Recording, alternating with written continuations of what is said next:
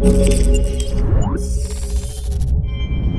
what's going on guys? Arekkz here, welcome back to another Destiny 2 video. In today's video, I am back with another news roundup to tell you guys some of the most recent important information. Of course, today IGN dropped another video on the calendar. Their focus for today was a PvP reveal, and of course, up until it actually went live, the question was, is it going to be a new mode, new map, something like that?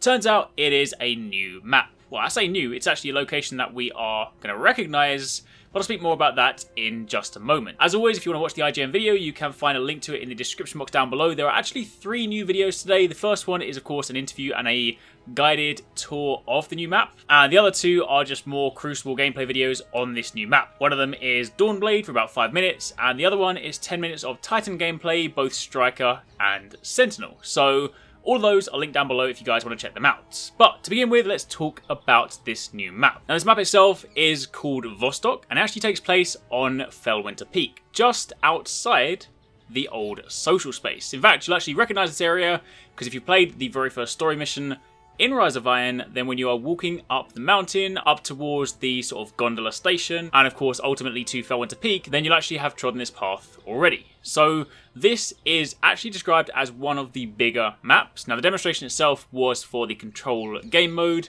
and what's actually really cool about this one, which is kind of different to many of the other modes, is that each of the control points is sort of designed almost like a base that you could actually sort of fortify and defend. And when I say fortify, I mean at least, you know, with your players on your team, not actually genuine fortifications, but they're designed so they're sort of somewhat boxed in. They have elevated platforms that you can snipe from, and the idea being that you can then actually, if you want to, or just sort of like, you know, group up, camp up in these locations and make them a lot harder to breach and kind of obviously take over. And that applies to both teams, so it's not going to be like a one-sided battle. Both A and C flags do have their own sort of defensible mini bases, so to speak, and of course you then have the central flag in the middle. Now there is a big dominant sniper tower, sniper position in the very middle of the map, and this actually has good sightlines over a lot of the lower regions, plus there are lots of these sort of like, you know, caves you can sneak through to try and get what they like to call these ninja routes. In fact, there is one sort of central cave that basically splits the middle of the map up and allows you to sort of, you know, bypass different ways. I guess it's kind of a means to try and avoid some of the sniper towers, but also kind of a shortcut through. So if you want to start running from sort of, you know, A through to C, then you can cut directly through the middle. It is a tight space. It is a space that is, of course, going to be perfect for those of you guys that want to run shotguns or maybe swords or anything kind of like close quarters focused. So you're going to want to be careful when running through there, but either way, that is a little bit of a look at the map. Now again, I'm going to encourage you guys to actually watch the guided walkthrough yourself, because in that they actually speak about the different kind of sections, the sort of lanes, the flow of the map, and all that kind of stuff like that. So the video itself should tell you everything you need to know. However, there are a few other things that I do want to speak about. First things first, the beta preload. I've been getting a lot of questions about this one because of course a lot of you guys want to get ready for the beta next week, and the answer is yes, you can preload. There are lots of different situations for this, so of course if you have digitally purchased the game, i.e. you just went to the Xbox Live or the PSN store, then you don't have to worry, you'll just be able to download it. It'll automatically begin downloading or be available to download very, very soon.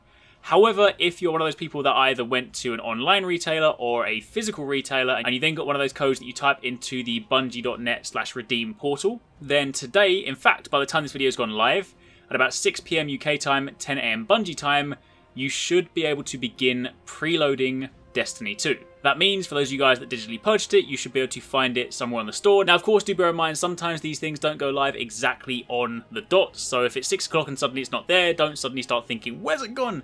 It's probably going to show up at some point this evening. But either way, today, June 13th, is the day that the preloads begin. As for those of you guys in the store, if you have already redeemed your code and you want to know how to get back to that, then you want to go to bungie.net, click on your profile, and then go to your download history.